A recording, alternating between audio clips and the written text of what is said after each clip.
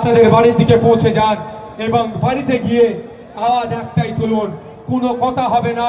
2026 সালে আমাদের রেজিনগর বিধানসভা থেকে আমরা এক নওশাদ ভাইকে বিধানসভায় পাঠাবো, খান চিহ্নকে বিধানসভায় পাঠাবো।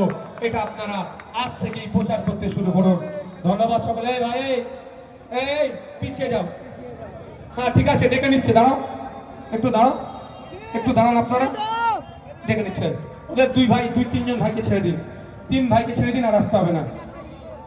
হ্যাঁ, কিছু 22-এর ডেটের যারা আছে 3 জন ভাই আসুক, বাকি কেউ আসতে হবে না। বাকি প্রশাসন বন্ধুরা যেরকম বলছে আপনারা রাস্তাটা ক্লিয়ার করুন।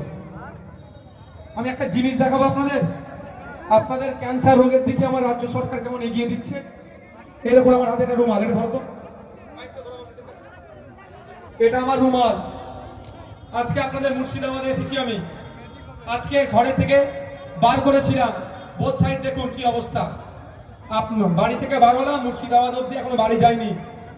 এই ধুলোবালি রাস্তায়, এই ধুলোবালি পেটে যাবে, নাকে যাবে, অনেকের থেকে অনেকের ক্যান্সার রোগ হয়। অপদার্থ সরকারের হাতে আমি রাজ্য চালাবার দায়িত্ব দিয়েছেন, এগুলো কন্ট্রোল করা যায়।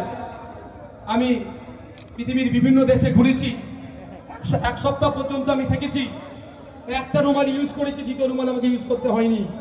আর আমার দেখুন একদিনের চিত্র দেখুন। এর হাত থেকে পরিত্রাণ পেতে গেলে পরিত্রাণ কে দেবে? আইনসভা দেবে, সরকার আপনাকে রাজ্যে পরিত্রাণ দেবে। তা পেতে গেলে আপনার জনপ্রতিনিধিকে আইনসভার মধ্যে পাঠাতে